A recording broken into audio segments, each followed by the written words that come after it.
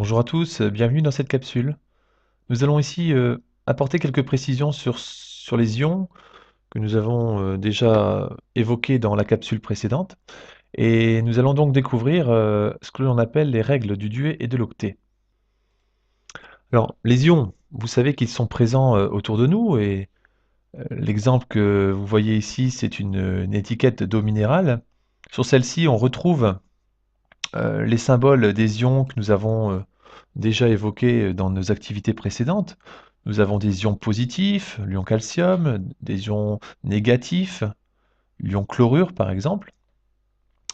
Et on va donc essayer de comprendre pourquoi certains ions portent des charges positives et pourquoi d'autres portent des charges négatives.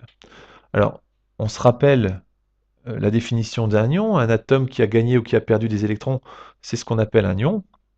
Et donc, nous avons vu dans les séances précédentes que certains éléments forment des ions positifs, comme le potassium, qui forme l'ion K+, le magnésium, l'ion Mg2+, le calcium, l'ion Ca2+, etc., l'ion sodium ici, Na+.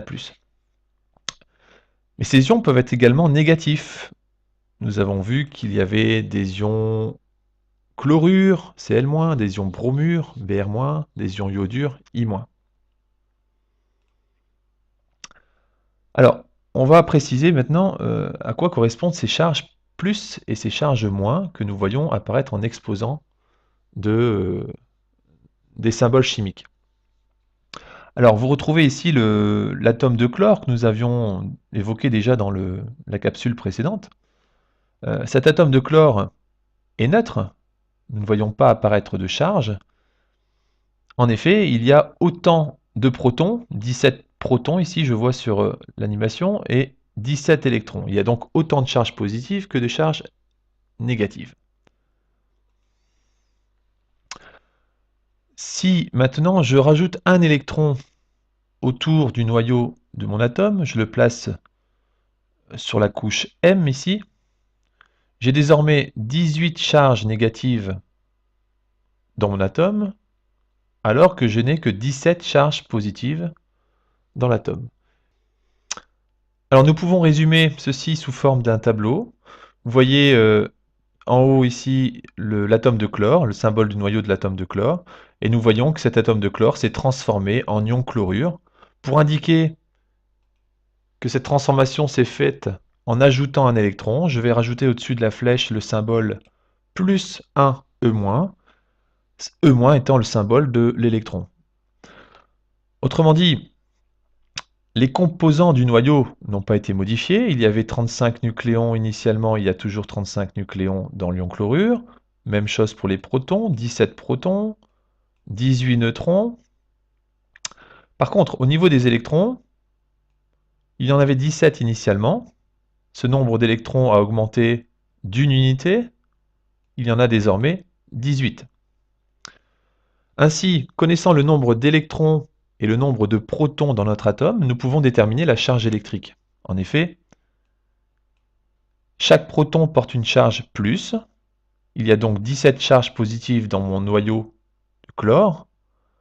Autour du noyau, il y a 17 charges négatives. La somme des charges positives et des charges négatives me donne une charge nulle. L'atome est donc neutre. Pour l'ion chlorure, il y a toujours 17 charges positives. Il y a toujours 17 charges négatives dues aux électrons initialement présents, mais on a ajouté un électron supplémentaire, autrement dit, la charge totale de notre ion sera égale à moins 1.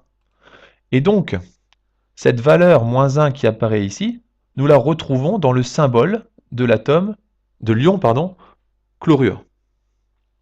L'ion chlorure étant chargé négativement, on le qualifiera d'anion.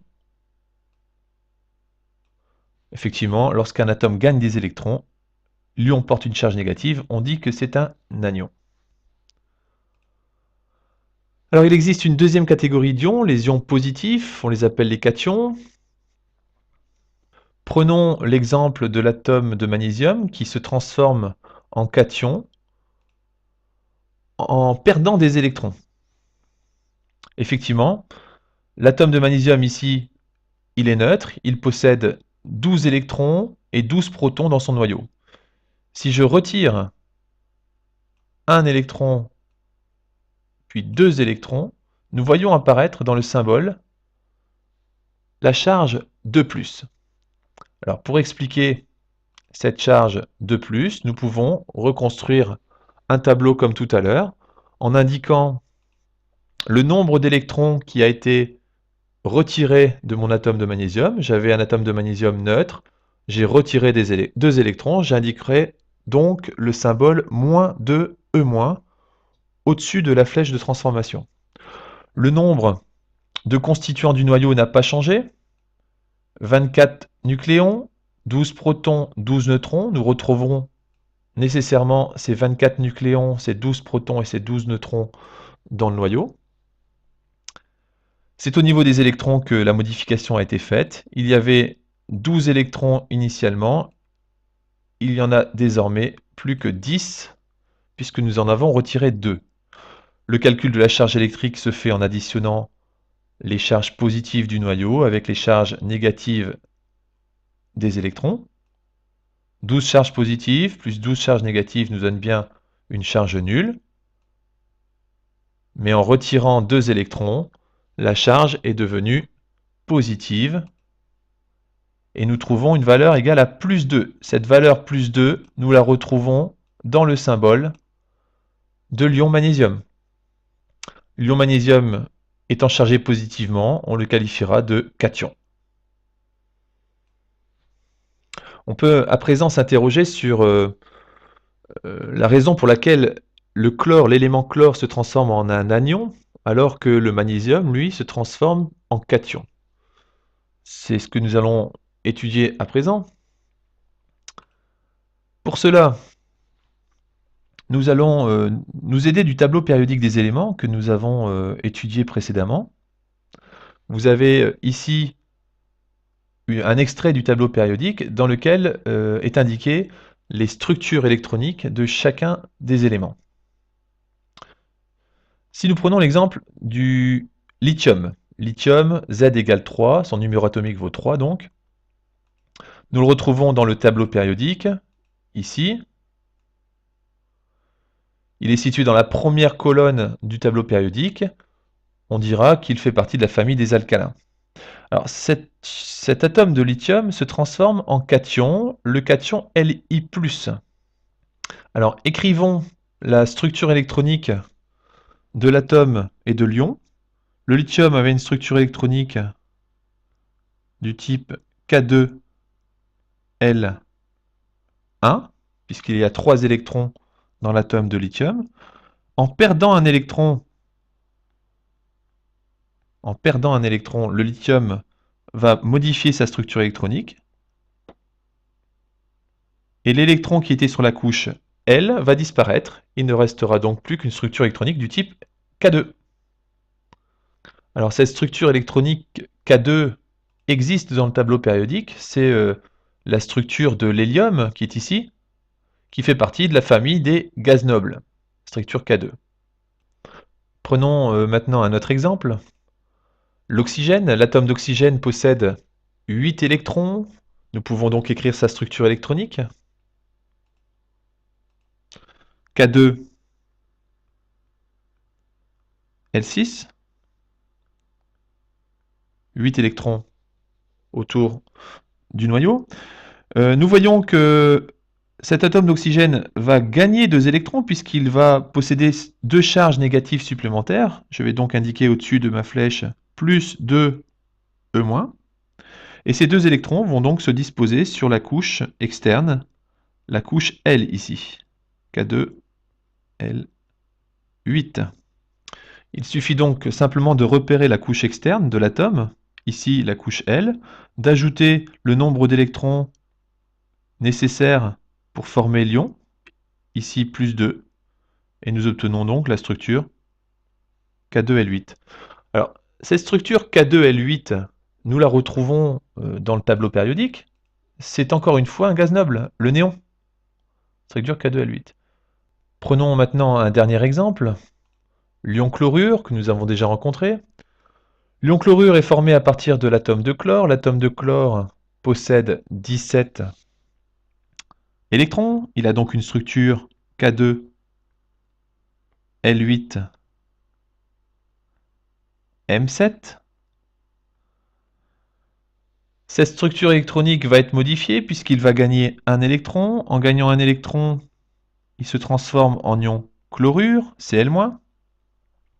Et cet électron supplémentaire va donc se disposer sur la couche externe, la couche M. Et l'ion aura ainsi adopté la structure électronique K2L8, M8. Cette structure K2L8M8, nous la retrouvons dans le tableau périodique. Et encore une fois, il s'agit d'un gaz noble, l'argon, de structure K2L8M8. Ainsi, nous voyons que tous les éléments cherchent à avoir la même structure électronique que les gaz nobles. Alors en effet, les gaz nobles ont une particularité par rapport à tous les éléments du tableau périodique, ils sont stables. On dit qu'ils sont inertes. Ils ne réagissent pas chimiquement. C'est pour ça que tous les éléments veulent leur ressembler. Ils cherchent la stabilité. Et donc, pour avoir la même stabilité que les gaz nobles, ils perdent ou gagnent des électrons. Pour savoir à quel gaz noble va chercher à ressembler notre élément, il suffit de repérer le numéro atomique le plus proche. On retiendra que l'élément adopte la même structure électronique que le gaz noble de numéro atomique le plus proche. Ainsi, on aura deux cas de figure. L'élément aura soit une structure avec deux électrons sur la couche externe, on dira qu'il vérifie la règle du Duhet. Ce sera le cas lorsque l'élément cherchera à avoir la structure de l'hélium, Z égale 2. Et autre cas de figure qui sera plus courant, c'est celui où l'élément aura une structure électronique avec 8 électrons sur la couche externe, c'est-à-dire une structure du type K2L8 ou K2L8M8. Ce sont les structures électroniques des éléments néon et argon. On dira alors que l'élément vérifie la règle de l'octet. Voilà, je vous remercie, à bientôt.